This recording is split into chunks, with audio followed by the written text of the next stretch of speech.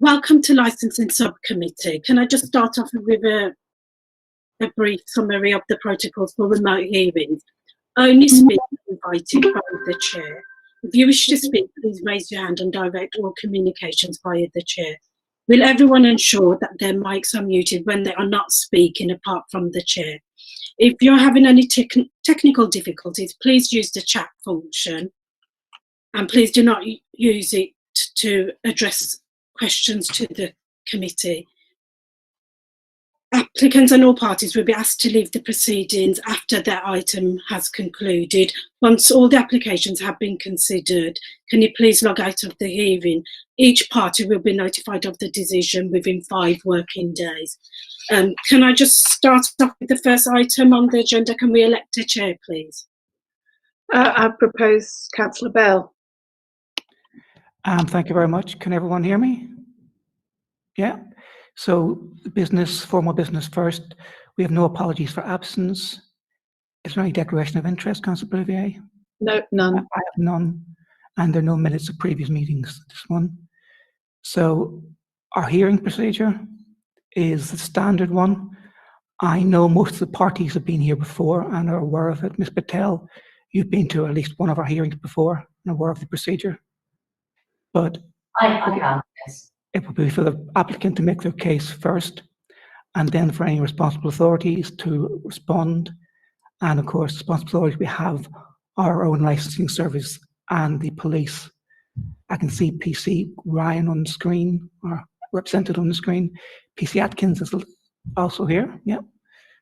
So we'll go on to them in due course. Yes, he sits across the table. And the applicant, Mr. Patel, is also with us to answer questions, I presume. If they wish to be asked, yes. Right. So I think that's preliminaries done. We are advised by our legal advisor, Ms. North, and Ms. Catton is our committee officer. So with that, if Suba, you could please introduce the case. Thank you, Chair. Licensing Service received an application for variation of premises license under Section 34 of the Licensing Act 2003 for Patel & Sons, 101 Great Eastern Street, to extend the supply of alcohol for consumption of the premises as stated in the agenda. The police and licensing representation remain. Also, I would like to clarify there is an error in the application. The licensee name is Vipichandra Patel, as I stated in the report. I have nothing else to add. Thank you, Chair. Sorry, can you just repeat where that error is for me? Within the applicant, the licensee name is Mr. Vipichandra Patel. So in the application form, it says Patel & Son. So I have rectified that error in our report. So in our report, the applicant name is Vipichandra Patel. Yes, it should say Patel & Sons. No, the licensee is Vipichandra Patel, it's not Patel & Sons. The application is made in Patel & Sons. No, according to our records, the premises is licensed to Mr. Vipichandra Patel. He's the licensee. It's in an individual name. It's not in a limited company name.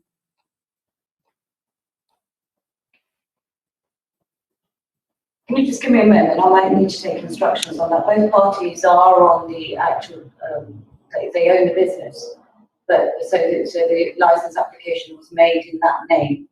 Can you just give me a moment? I'm just going to mute it for a very short period, just to check with my client to make sure this is all.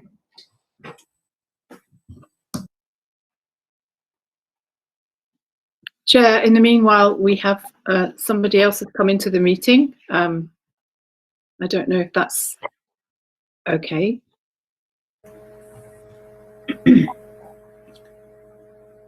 I think it's the applicant, isn't it? Or the applicant. That would be good to know. Harry off license at the applicant. Yeah. Sorry, can I clarify? It's correct that the original license was in Vipichandra, because the business is called Patel & Sons, And so I made the application in that name, and I don't object to the correction in light of that. It makes sense to leave it in the name. Both parties are still owners of the business and have responsibility for it. The current license is in the name of Patel and Sons. That's what I thought, and I think that's where the confusion. And Vipin Chandra Patel is a personal license. There is a personal license that's been submitted as one of the responsible parties to train the staff, but in relation to the main license, that's what I understood. I thought your colleague just said it wasn't that. Okay, so we understand the issue. We can resolve that. It's That later. Yes, stop us proceeding with the hearing. So that's your introduction. Anything else? Nothing else, Chair. So in that case, it's over to Ms. Patel to make the case for the applicant. It's slightly difficult to hear you at times, so if you could either speak up or turn the microphone up, whichever you're able to do.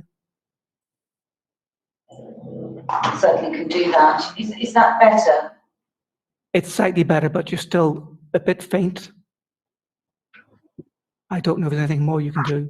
Just, well, there is a device here. I'm not sure if it's on. It's working.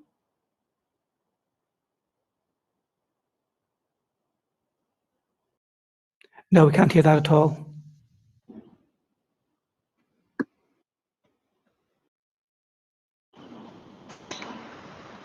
Maybe I shouldn't have touched it. That's better. That's Yeah. better. Great. I've turned an external device on. That should help. Of course, the application is made in line with the application that's been submitted, and I don't wish to waste time and go through each and every part, but I'll highlight the relevant parts for the committee to consider. Of course, this is an applicant who's had a license, and as stated in the premises license application, has had no incidents reported since the last extension that was granted to him. I look at the criteria in relation to the shortage policy, and of course we bear that in mind when we make this application on his behalf. And he has proposed various measures to counter that, and one of those is to put forward security officers outside the premises at various times. Can you just bear with me? I'm just going to the grounds part of the application. If I can refer you where it says ground submissions for application, in relation to that point that I've just made,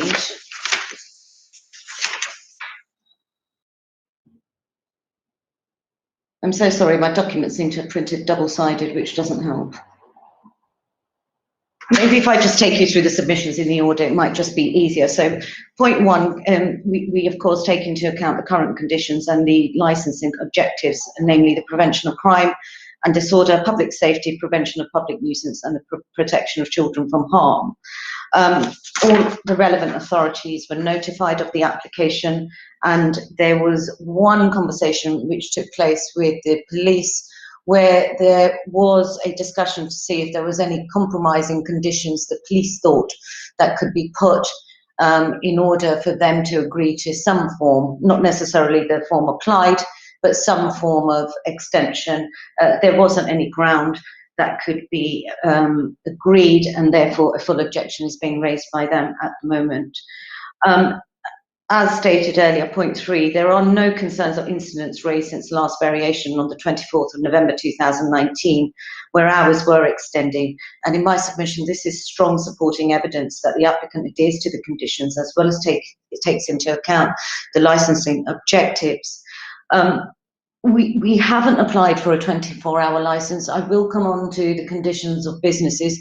And of course, I accept that is not sole reason to make such an application, and of course the objectives have to be taken into account no matter what the circumstances of the current business climate or COVID climate. But it is something we ask you to take into consideration, and that's the highest I put it. Of course, you know, everyone is having difficulties, and it would be this application in part is born out of that, but with the safeguards that we want to put forward to be able to take into account the objectives that are raised, in particular in this area, but also to try and accommodate the huge amount of business that the applicant has lost and is struggling, in fact, to make ends meet at the moment.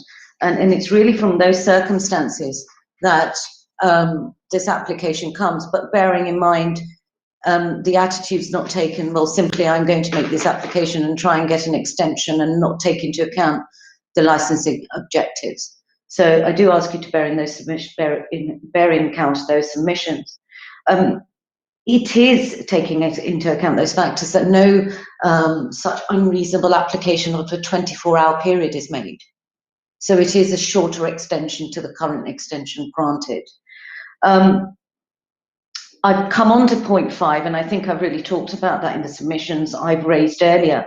There are a huge amount of struggles. What is important since I made the last temporary application is this, that, and I'm sorry this is not in the application, I've just been given this, is there are 5 businesses of similar nature which have closed down in the area. And I can give the addresses of those. Those are 229 Old Street, which is an off license, 230 London Craft Beer, 57, forgive me, I can't read my client's writing, just bear with me a minute. 57 Shoreditch Shop. So 57 Shoreditch Shop, Great Eastern Street. Great Eastern Street, the Avarian Close, there's a premises at 256 and 260 Old Street there. 299 here. And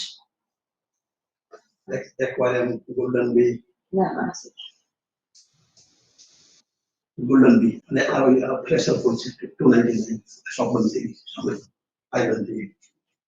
so the one behind us, in fact, which is 299 Food and Wine, has closed down, which is slightly down the road, and Golden Bee.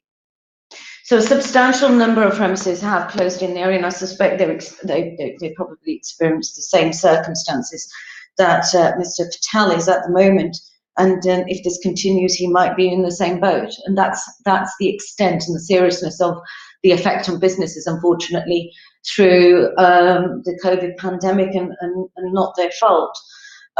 But as I said, the submission is not made that should be the only basis and nothing should be considered. And you know, just because a business is having problems because of the pandemic, they should be granted everything. Of course, we've tried to put conditions in to keep a balance, to make sure that those concerns are alleviated and are addressed. So that submission is made only on that basis. The submission, the fact, as I've gone before, the 24-hour extension has not been made and is made for a minor amount. It is hoped that this assistance will give the business over a longer period of time a recoupment and some assistance in gaining some income back, so they can sustain the business as it is. I've talked about them. I think the submission 7 is slightly changed in light of the fact that I made representations just now as to the other businesses that have closed. So I think that sort of goes by the wayside. There are a lot more businesses that have closed in terms of who is providing alcohol in and around the area. Point 8 also deals with the same point, so I'll move on from that.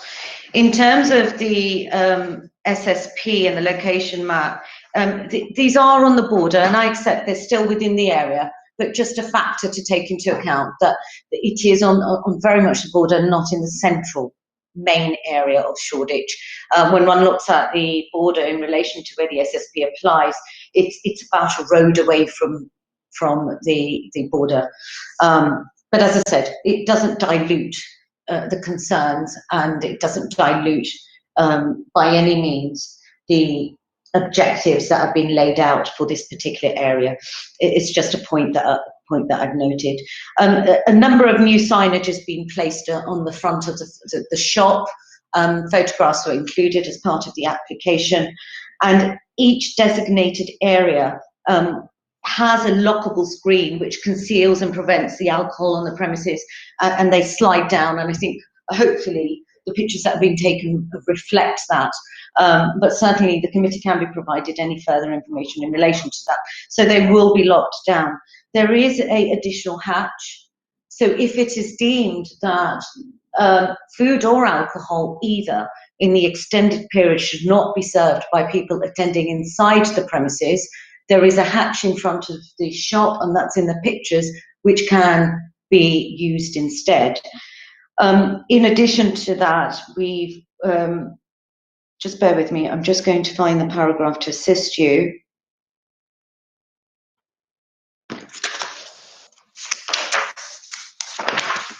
There was a paragraph, and forgive me, in relation to having a trained security personnel outside the premises at all times, in addition to 2 people in the shop, when the extended hours take place, or when the committee deems those hours should apply. That should apply. And that is to assist if there are any persons who are intoxicated, they won't be served. If there are any persons that are not suitable to be served alcohol in any other circumstances, they will not be served. So there would be 3 people at extra cost to the applicant, but he is happy to do that to ensure there is a balance for him being allowed the extended hours, that he incurs that extra cost. So there is somebody else there, a third party, monitoring the situation, as well as two staff inside the premises. I think I've covered the main points, and the main portions of the submissions to make are detailed in the application. Unless there is anybody in the committee that wishes me to expand on any of the points, those are the succinct points that I wish to make in relation to supporting this applicant. Can I just have a moment, because I think my client was just waving at me about something, and I'll just check with him if there's anything else. Okay.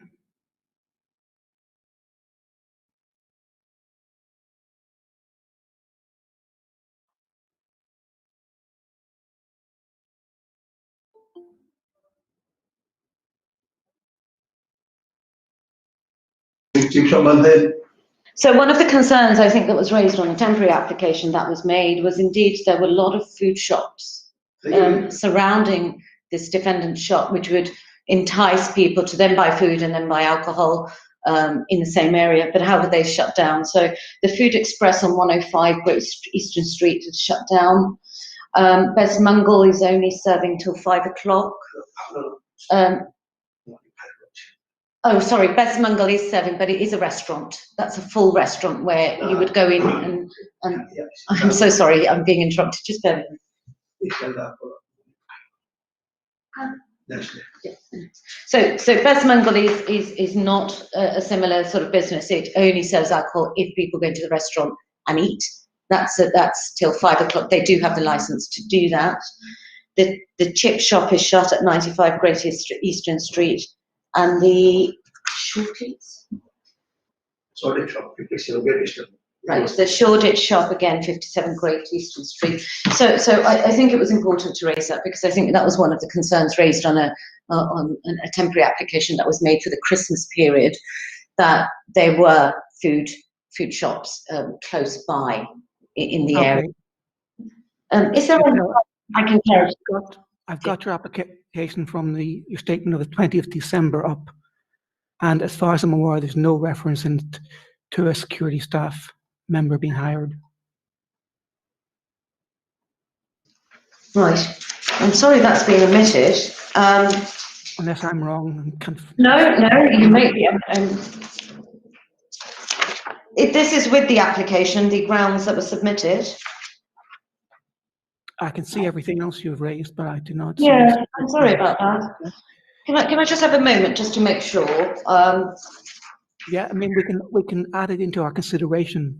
Yes, I mean, that's certainly, I don't know what's happened if the computer's just unfortunately saved and not given the right version, but that's certainly, I can say, and that I would have to take fault for that. My client certainly instructed me at the very outset that was a condition that he would propose. Right, so this would be an SIA qualified staff member Yes. hired for the minimum 4 hours of the night. Yes, and he's spoken to somebody in particular who has worked in the area, in fact. and he is looking for work, and the defendant has said that if it is permitted and if everything goes through, that he will employ him to do that. Okay, And so we that's can the first consider thing. that as a possible condition. The main thing I'd put to you is that you're telling us all these businesses have gone or stopped trading. Even if we take that all at face value, the licenses have not ceased to exist, and they could be reactivated at any time. Of course, and we can only give you the information that we have at this stage, and that's a valid point. I accept that, but at this present time, all those businesses have shut, and I think it may be that the committee thinks that this extension could be granted for a certain period of time and then review it if that's a concern. That may be a way forward. You would be up for making it time limited. Is that what you're saying to us? I would ask then if that concern is raised, to alleviate that concern, we do depending on what the committee thinks is appropriate, but at least 6 months, and then a review be sought for the extended period that has been granted on this application. Okay, we can certainly again consider that as an option. Yes, and then it may alleviate the concern, of course, and review the situation in the area and the businesses and whether they are up and running and what the position is in respect of how many alcohol licenses are actually being utilised. Well, I think we have to narrow our concerns a little to this particular application. Councillor Plouvier, any clarifications you'd like to have at this stage? No? If not, we'll move on to the police. Who's speaking? PC Atkins? Yes, Chair, it is myself. Thanks for taking time to hear us today. I'm just going to raise the points that we have raised in our representation, and as has been highlighted, the venue does sit within the special policy area. And prior to the lockdown and current pandemic that we find ourselves in now, the streets of Shoreditch were busy in the evenings. We're seeing thousands of footfall, with people visiting pubs, clubs and restaurants, and we had regular incidents of violent crime, disorder, theft and ASB. And we saw this pattern of behaviour continue after the first lockdown when the hospitality restrictions were lifted. And there was a reduction in capacities, which also saw an increased amount of street drinking and people consuming alcohol on the streets, which again led to an increased demand on police resources with bouts of disorder and assaults on police officers. Myself and Kerry and the rest of our licensing team have been on at weekends, and we've witnessed this firsthand, the problems that the alcohol on the streets and intoxicated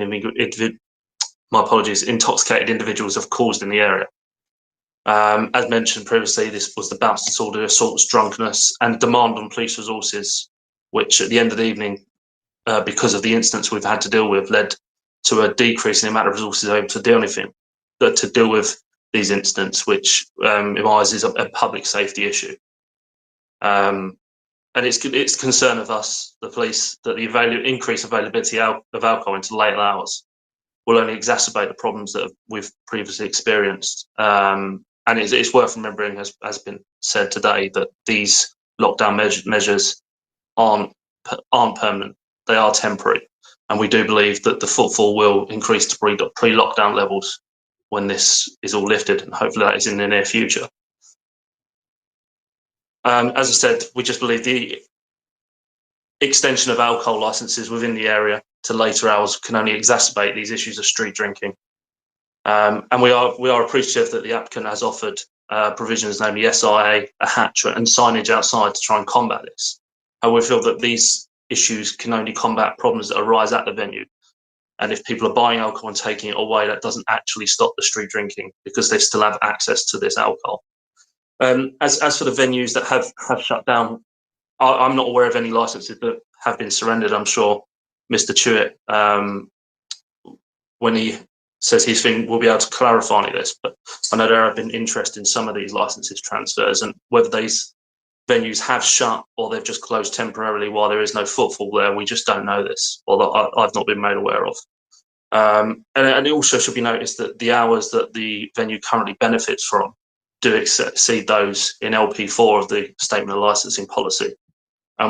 we just believe that no extension of alcohol should be granted at this time, as it will undermine the licensing objectives. Thank you. One of the things I'm struggling with is whether it makes any difference whether people are served through a hatch or have to come into a store. I mean, for us, that still puts alcohol on the street. Obviously, that does combat problems inside the venue, but it doesn't allay our concerns about the consumption of alcohol on the street and the street drinking. Yeah. Wouldn't it be better that people have the option of buying food inside the venue with the alcohol? Sorry, could you repeat that? Wouldn't it be better if they had the option of buying some food inside the venue alongside buying alcohol? Yeah, but this is, as I don't believe this is a venue that does offer food. It is just an off license, so it's wet led. So the alcohol is just going to be purchased from here to be drunk outside. I believe it's a general supermarket and does offer other items as well. Ms. Patel's. Yes, I'm nodding. It does, in fact, offer, has a hot food. It has a sort of fridge where there is food, where it can be heated up in a micro. So there is a food, not a terminal. Sorry, I'm not thinking of the right word. But there is a hot food element, and there is all manner of groceries. So in fact, yes, it does. And the only issue about the hatch, well, and I don't want to intervene. I'm sorry, David, is that there is, to some level, more control. Even if somebody asks for 10 cans of beer, I'm not saying that's what's going to happen, but they can say we're only giving you 2, for example. So there is that little bit more control than somebody walking into the shop, of course, and picking up. And then they would obviously refuse in any event if it was excessive. But there's that extra control with the hatch. That's the only issue I raise. Okay, PC Atkins, have you finished? Or yeah, no, I raised that. I appreciate that there is food on site and groceries, but what we are objecting to is the alcohol on the street. And I take the point about the hatch, but as Ms. Patel says, people can still go inside and buy 2 cans of alcohol if it was open, whether they were served through a hatch or not. Okay, Councillor Olivia, any questions, please, at this stage? Just to clarify what the current position is regarding the hours with lockdowns and everything. Sorry, Councillor Pive, can I just ask for clarification what you're asking there? Can you just remind us what the current position is in the lockdown with hours of sale and all the rest of it? I'm just not 100% sure. I should be, but I mean, we still have a curfew on, because this is a food shop, so it can be open. So is it currently not allowed to sell alcohol after 2200 hours under curfew, or is it? I don't believe there is a restriction on off licenses at the moment. And if I'm wrong, I'm sure PC Ryan will correct me. It is just the hospitality that is restricted at the moment. Okay, so obviously that, yeah. Thank you. That's great. Okay, Mr. Tuart, do you want to make your representations, please? Thank you very much, Chair.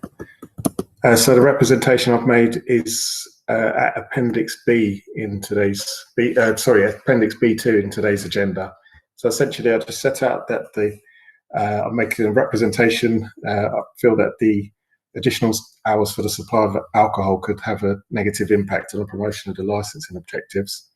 And of course, as we've heard, the premises is within this special policy area within Shoreditch, and that's an area which has been identified as suffering from the cumulative impact of a concentration of licensed premises. And what is notable from the application, though, it must be said, is that the applicant has attempted to rebut the presumption of the SPA policy, so that is something that is welcomed. So I guess we could explore that slightly more in today's proceedings. But I would say that despite this, the concerns about the increased availability of alcohol, especially in the further hours into the early morning, which tend to be at lower cost price as well from off licenses compared to on sales provision. We've heard from PC Atkins about concerns about street drinking. The premises is also located close to an intersection where there's where often there are gatherings of people, revellers essentially, who are in the nighttime economy area. And also the last point I noted was the proximity to late night refreshment premises. So just going back to the what Ms Patel has said about premises that are closed, I think just from memory, I could say that we don't have we haven't received surrenders of those licenses. I do know that reference was made to 229 Old Street, which did used to be an off license. I know that has now turned into an ice cream parlour, but the rest of the premises it's unclear as to whether they've closed down completely or are just closed while the area's quiet. I could say the Horns, which is in Islington, but the licensee of the Horns owns a premises in Shoreditch.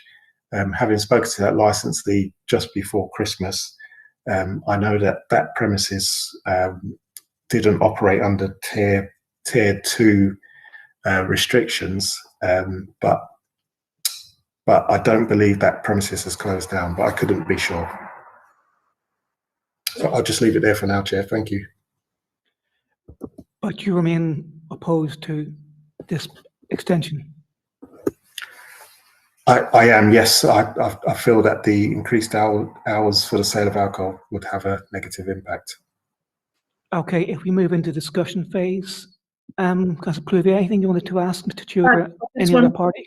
Just to clarify from Mr. Chewett, the applicant's solicitor said that noted that the premises was on the edge of the Shoreditch SPA, but I believe it's actually on the border of the Islington Special Policy Area. I believe that's correct, Councillor Cluvier. Okay, thank you. So the major concern remains that it's in a special policy area. It's already has hours in excess of what's normally allowed and should be allowed any extra hours. Now, the arguments you put forward, the Hatch one, I find completely unconvincing. I'd rather people went into the store, saw the food offer, even if it's limited, and had that option. I'd rather they were in the store rather than standing on the street and communicating by shouting through a hatch. So I'm sorry, that one doesn't really convince me. That would be anything we should make an exception on the SPA for. Security guards, an interesting idea, but it also sounds a very expensive idea. So I'm not convinced that's sustainable. And then there's the other option, which would be time limit to the application, which I'm a little bit sympathetic to. But it also runs up against the presumption within the SPA that we don't allow further extensions on an experimental basis. So at the moment, I'm not very convinced that this should be allowed as an extension. If you want to try and rebut any of those, Ms. Patel, you're welcome to. Councillor, of course, my submissions as they stand, and I appreciate the concerns that you're raising. The hatch was just an additional consideration if that, the application was always made on the basis that people would come into the shop, but the hatch was a extra alternative, if I can put it that way, if the committee felt that was appropriate. In relation to the SIA, of course, the costing has been done by the applicant in relation to the fact that the shop would be open and it would bring some more revenue in, and not only from alcohol. This is not just about alcohol. This is revenue from food and groceries and other items that the shop sells. So it might be that a position, if there is a real objection, and it's not my application is for the full, for alcohol and opening, but it might be that the consideration be given to the alternative if that's what the committee feel in relation to just food sales and no alcohol, where there's those extra hours for sales of those items. So that's a consideration I ask you to consider in the alternative if the extra hours and alcohol sales are really objected to. And that's an option for the committee to consider as an alternative.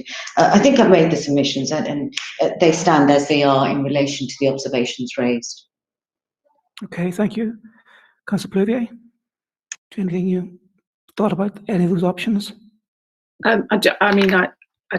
hesitate to point out, but the shop is already open until 2 o'clock for food sales. So the whole business of closing down the alcohol is already presumably in operation. So, and that doesn't make a great deal of difference.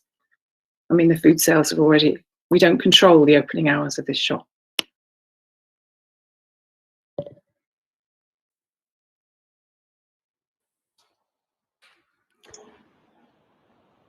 Well, the way the license is set is that I think it's. Yes, I think the opening hours of the premise are certainly on the license, so they have a period beyond of alcohol to continue to sell food items. Yeah, so I think that's what I was clarifying, because there is a period where the alcohol sales shut down, and there is a period of time that they're allowed to then keep open to do the food sales. So I would ask for that to be extended to what has been asked, at the very least. I'm not sure we can consider that, because I'm not sure that was in your application. So we can allow, I think, to be amended downwards, but not to be amended upwards. Okay, that's I'm afraid I don't think I can do that. So as I said, the hatch idea doesn't convince me at all. The idea of people shouting over a busy high street location at each other for 2 cans of that, 4 cans of that, particularly if some of them are wearing masks. I'm sorry, completely unconvincing that would even work. Never mind, be helpful. I'd rather they went into the shop, door closed behind them. They could have a conversation there, and they could also see the food items on offer and decide to buy some of those. But I think Mr. Chewett's concern is the main one that I've got. And people will go out in the area. They may go to somewhere to eat. They may be allowed to buy, under certain regulations, a limited amount of drinks with a meal, and may then wish to continue having more drinks, and maybe looking for off licenses in the area. Mr. Chair, can I raise a point on that? And it's of course not in the application, but it's as a result of you raising that point in particular about food and alcohol. And it might be that there could be a consideration that if there could be a limit on how much alcohol sold to each person, but it must be sold with food and in those particular extended hours. So if the premises are to sell any alcohol, they must be bought with food. Otherwise, there's no alcohol sellable in that time period.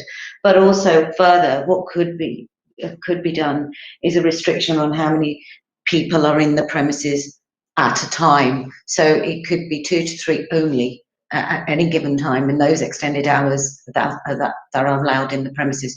I think one has to be careful with that, and I make that suggestion with caution, because if there are quite a few people, we don't want too many people on the street. So there's a balance.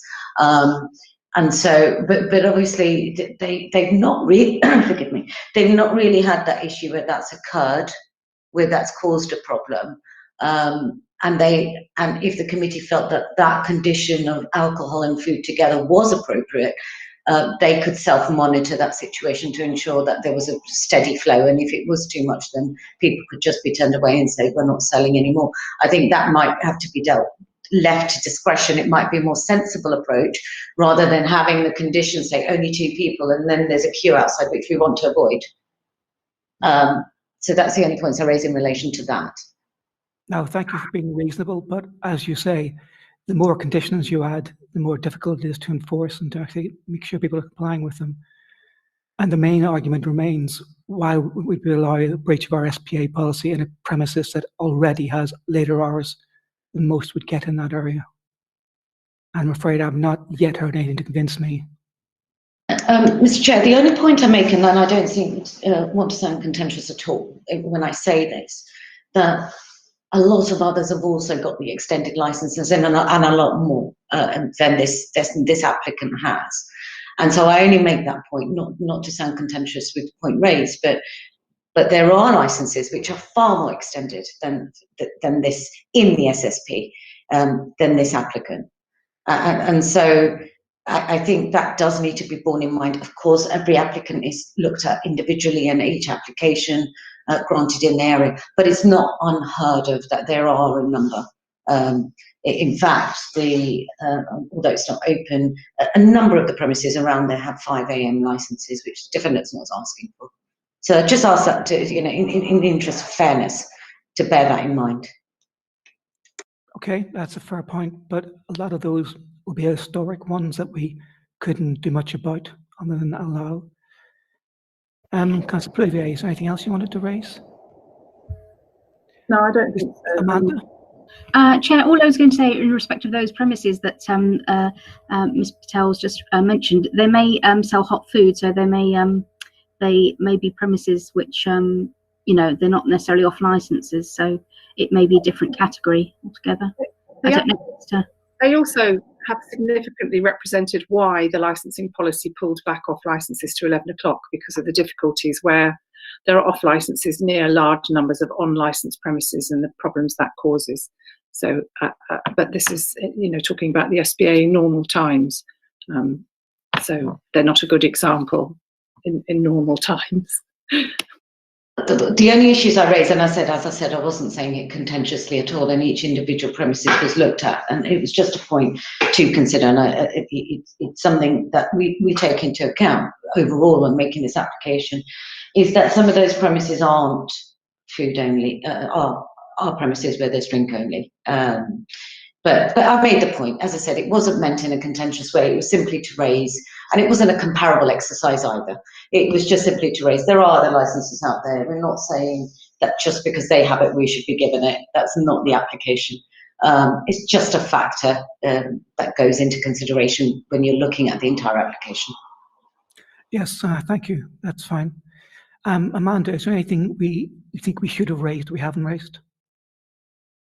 No, I don't think so. I mean, the only thing which you know, has been raised already is that the applicant probably hasn't said anything about how they would control street drinking necessarily. I mean, I know they haven't really been able to put forward a great deal. They've offered the SIA options, but in terms of the concerns that have been raised, I don't know if they feel they've addressed all of the issues raised by both the police and licensing in terms of those, you know, point areas of concern.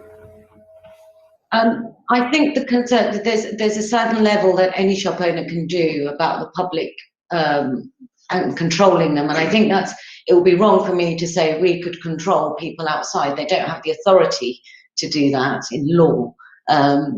But you can put measures in place, of course, and those measures, and just so Amanda I can address, are controlling and looking at each individual customer as to what they should be sold. If they're obviously extremely drunk, they shouldn't be sold alcohol. So that was one of the propositions put forward.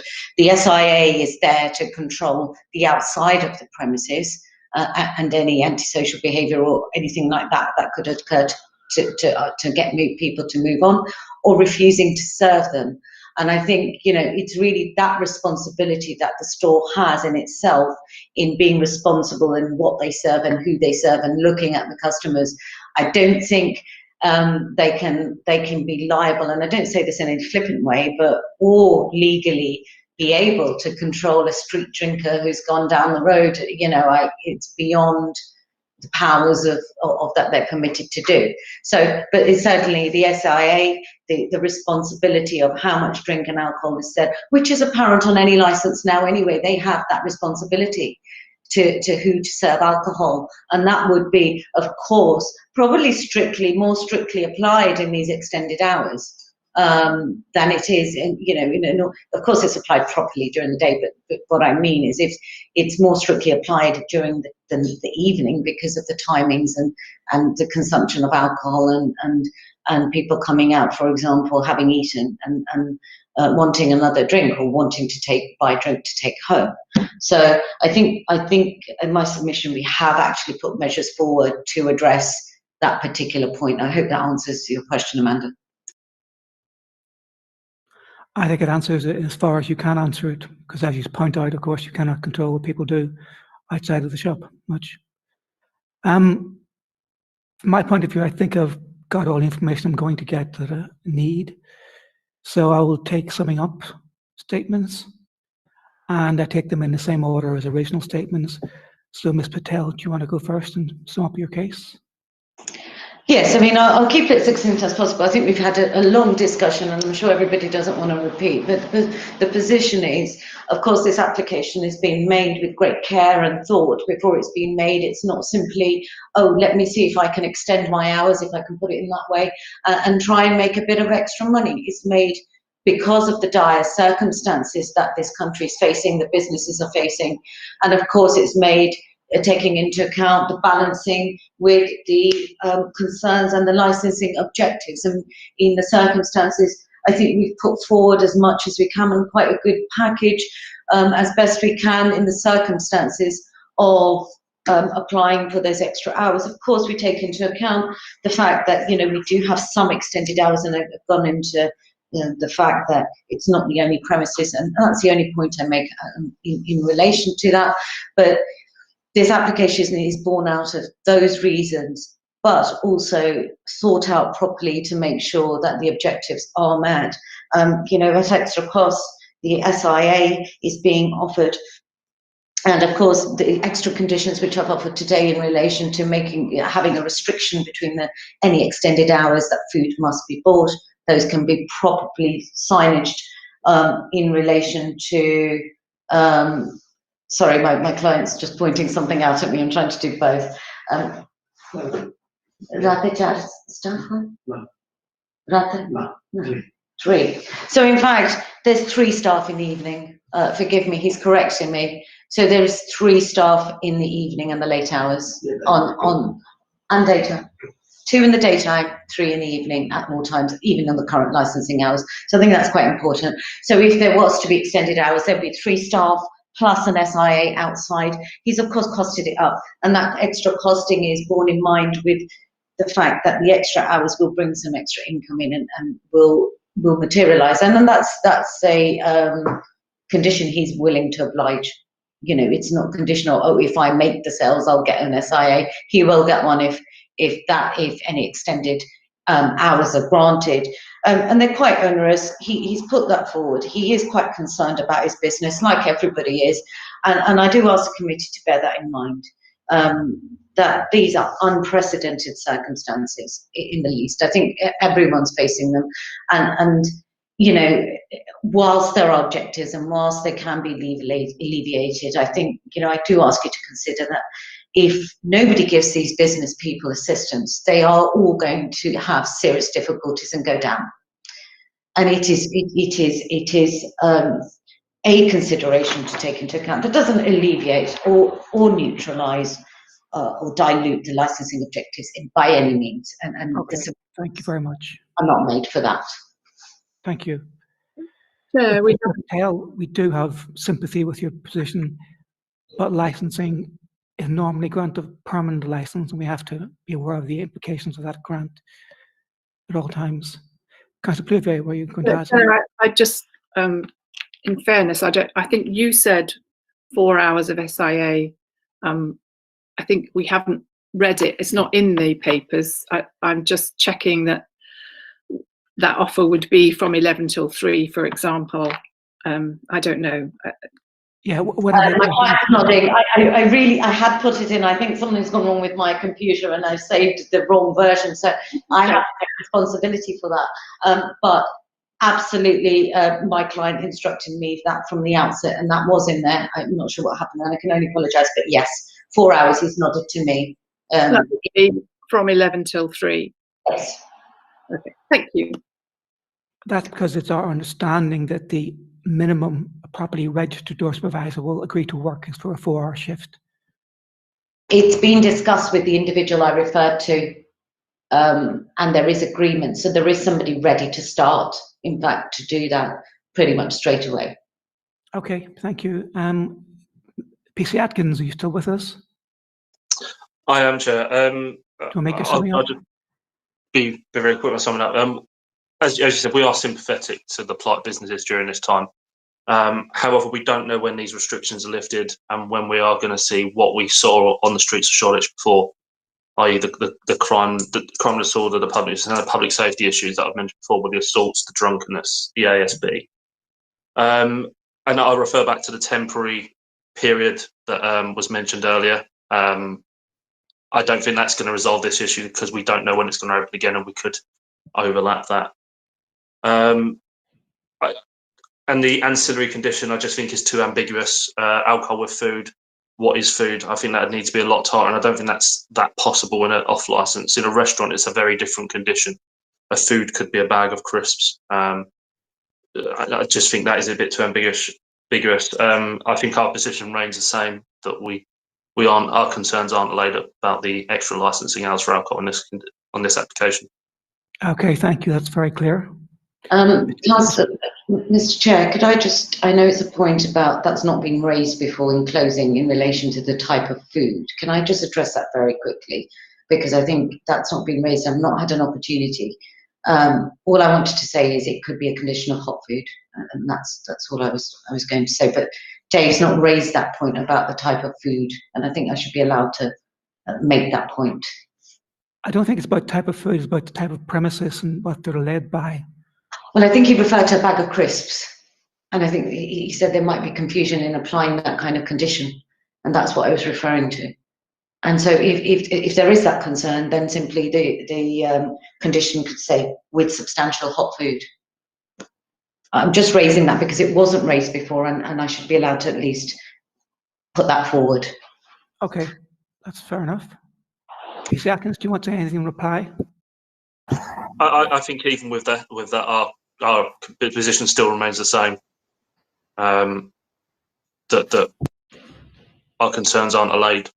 I'm not even. Does the application? Does the license have late night refreshment? That would be the other question. But I mean, even if it does, as I said, our concerns wouldn't be allayed on that one ever. That's an interesting point. There have to be an application for late night refreshment. So I'm afraid, Ms. Patel, you kind of scuppered in that bill as well. But anyway, I shall move on to Mr. Stewart. Do you want to make your summing up? Thank you, Chair. I was also just noted the issue with late night refreshment. So I've got nothing further to add, Chair, really.